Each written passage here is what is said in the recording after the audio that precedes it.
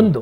ಎರಡನೇದು, ಇವತ್ತು ನಾವೆಲ್ಲ ತಿನ್ನುವಂಥ ಚಪಾತಿ, ಆ ಚಪಾತಿಯ ಒಳಗಡೆಯಲ್ಲಿ ಮೆಸೇಜ್ಗಳನ್ನು ಕೊಟ್ಟು, ಅಂದರೆ ಸೀಕ್ರೆಟ್ ಮೆಸೇಜನ್ನು ಕೊಟ್ಬಿಟ್ಟು ಹಳ್ಳಿಯಿಂದ ಹಳ್ಳಿಗೆ ಮೆಸೇಜ್ಗಳನ್ನು ಚಪಾತಿ ಮೂಲಕ ಕೊಡುವಂಥ ಒಂದು ವ್ಯವಸ್ಥೆಯನ್ನು ಮಾಡಿದ್ರು. ಈಗ ನಾನು ಹೇಳೋದು, ಇದನ್ನು ಕೊಡುವಾಗ ಕೊಟ್ಟವನು ಶ್ರೀಮಂತ ಇರ್ಬೋದು, ಇಸ್ಕೊಂಡವನು ಬಡವ ಇರ್ಬೋದು, ಅಥವಾ ಕೊಟ್ಟವನು ಬಡವ ಇರ್ಬೋದು, ಇಸ್ಕೊಂಡವನು ಶ್ರೀಮಂತ, ಅಥವಾ ಜಾತಿಗಳ ಯಾವುದು ಲೆಕ್ಕಾಚಾರ ಬಂದೇ ಇಲ್ಲ.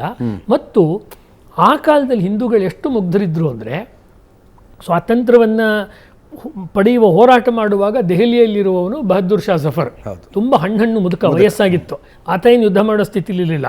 ಅವನನ್ನು ಭಾರತದ ಗೆದ್ರೆ ಯುದ್ಧದಲ್ಲಿ ಇವನೇ ರಾಜ ಆಗಬೇಕು ಅಂತ ಅಲಹಾಬಾದ್ ಪ್ರಯಾಗದಲ್ಲಿ ಒಂದು ಕಾನ್ಫರೆನ್ಸ್ ಮಾಡಿ, ಅದನ್ನು ದಯಾನಂದ ಸರಸ್ವತಿಗಳ ಗುರುಗಳು, ಓಮಾನಂದ ಸರಸ್ವತಿಗಳು ಮತ್ತು ವಿರಜಾನಂದ ಸರಸ್ವತಿ ಸ್ವಾಮಿಗಳು ಅವರ ನೇತೃತ್ವದಲ್ಲಿ ಮಾಡಿ, ನಾನಾ ಸಾಹೇಬ್ ಪೇಶ್ವೆ, ಝಾನ್ಸಿ ರಾಣಿ ಎಲ್ಲ ಸಭೆಯಲ್ಲಿದ್ದರು.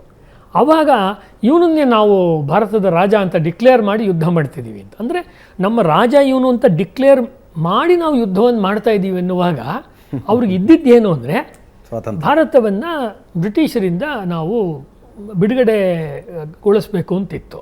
ಮತ್ತು ಆವಾಗ ಅವರು ಮಾಡಿದ ಹೋರಾಟ ಎಷ್ಟು ಭಯಂಕರ ಇತ್ತು ಅಂದರೆ, ಕಾನ್ಪುರದಲ್ಲಿ ಮಾಡಿದಂಥ 1857 ಹೋರಾಟ ಇದೆಯಲ್ಲ, ಆವಾಗ ಹೊರಟಂಥ ಒಂದು ರಣಘೋಷ, ವಾರ್ ಕ್ರೈ ಏನಂದರೆ ಮಾರೋ ಫಿರಂಗೀಕು ಅಂತ.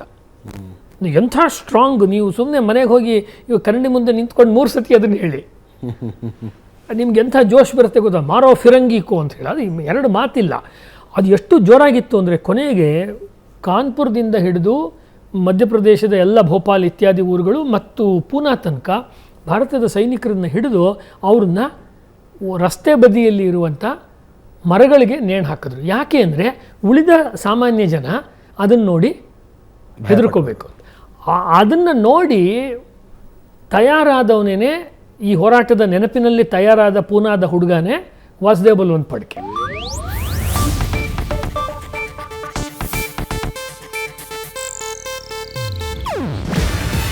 ಇದು ಏಷ್ಯಾನೆಟ್ ನ್ಯೂಸ್ ನೆಟ್ವರ್ಕ್ ಪ್ರಸ್ತುತಿ. ನೀವು ನೋಡ್ತಿದ್ದೀರಾ ಏಷ್ಯಾನೆಟ್ ಸುವರ್ಣ ನ್ಯೂಸ್.